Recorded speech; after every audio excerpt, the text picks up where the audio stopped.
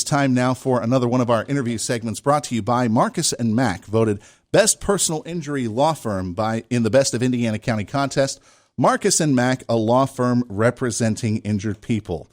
It's a problem that we've seen on our phones recently, and no, it's not internet connections or apps that are going down. It is the fact that we're getting a lot of spam text messages, and sometimes it could be scams going on with these text messages as well. So what's the best way to filter these out, and how big is this actually becoming? Because who knows, maybe crooks are trying to think of new ways to try to scam us out of our money. Joining us on the phone this morning, we have an expert on technology and data security. He's the founder of Dark Box Security Systems, Andrew Sternke. Andrew, thank you very much for joining us here on Indiana in the Morning. I hope I'm getting your name right. Yes, thanks for having me. All right, thanks for being a part of the show. Where are we contacting you today, sir? Dallas, Texas. Dallas. Oh, how's the weather in Dallas? I say that with some gasp because it seems that whenever I'm in for Todd or whenever Todd's doing these interviews, we always seem to get somebody from Dallas, Texas. So how's the weather in Dallas?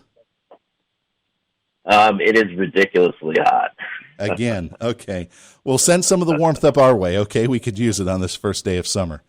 But but what's making people hot under the collar definitely are spam communications over the phone. I mean, I've been seeing a lot of these coming across my phone. I mean, things that are saying like, you have a delivery out, and I'm saying to myself, I didn't order anything online.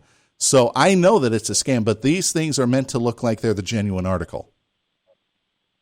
Right. And unfortunately, we are seeing more of that because these scammers are able to just, mass generate these spams and just hope that they get, a few bites here and there. And so what we're starting to see is not just, the examples that you have about, you have a delivery or something like that and they want you to reply. But what we're also seeing are this spam messages where it's more personal.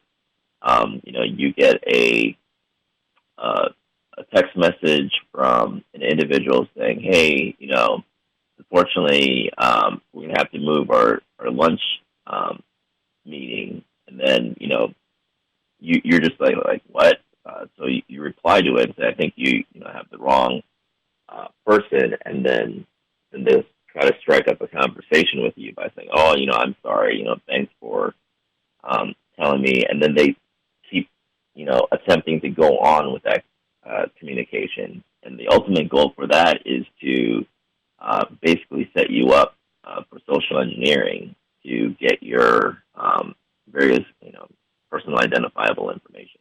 Now, are these actual people behind this, or is this, or what have been commonly called to as bots or artificial intelligence behind this?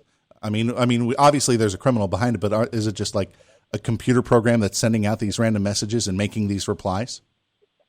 Yeah, so initially it will be basically bots that do this or AI, and then it will switch over to an actual human because they'll be sent that communication saying like, hey, this is a valid person that we can try to scam, and then they'll keep trying to go forward with that communication, and that's why it's very real.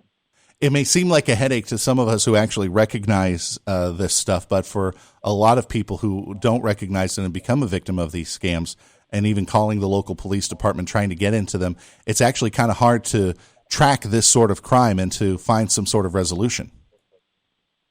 It is. Unfortunately, local law enforcement, they're just simply not equipped with this sort of technology and to deal with it. So, the best thing that,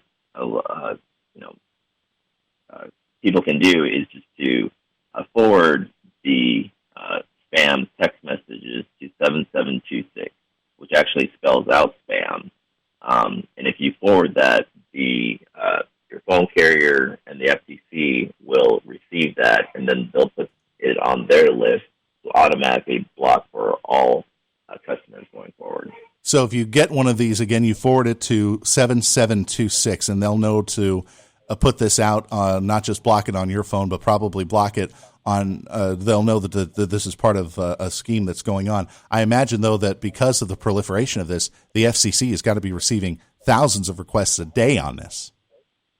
They do, but fortunately on the FTC side, they're automated to quickly get these out onto their list with their carriers, and so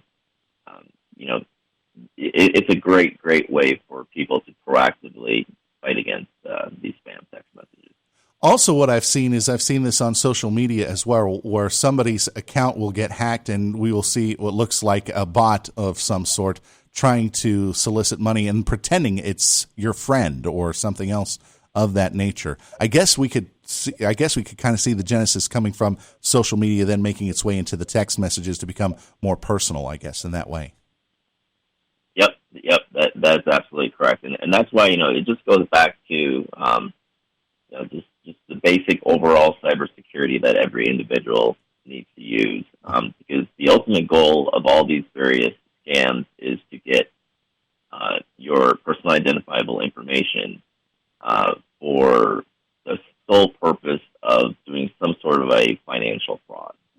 Using your information for financial accounts, getting returns from the IRS, things like that. So, if people are using basic cybersecurity measures that they practice, such as using a VPN anytime that they're online, using two-factor authentication for any accounts that they have, and then also using a password manager like Bitwarden that will help you encrypt your passwords and also help so that you don't have to remember every single password that you use online. Right.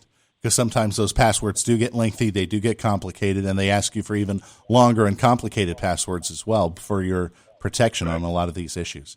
So so just to kind of let everybody know, you are the founder of Darkbox Security Systems. So your company is Cybersecurity Service, and do you work with consumers as well as businesses? We do, and so what's unique about our cybersecurity companies is that the majority of our cybersecurity experts are also private investigators. So we do a lot of incident response to cyber crimes and issues, and so we do a lot of things for individuals regarding if they've been harassed or stalked online to having ransomware issues and things like that. All right. And do you have a website as well if people want to get in touch with you? Yes. They just go to darkboxsecurity.com. They will find us there. All right. darkboxsecurity.com. Andrew, thank you very much for joining us here on Indiana in the Morning. Hope things cool off in Dallas, and I hope that this issue also ultimately cools off. Thanks for joining us. Yes, thanks for having me. Andrew Sternke from Darkbox Security Systems joining us this morning on Indiana in the Morning, presented by First Commonwealth Bank. Our interview presented by Marcus & Mack, voted Best Personal Injury Law Firm in the Best of Indiana County contest. Marcus & Mack, a law firm representing injured people.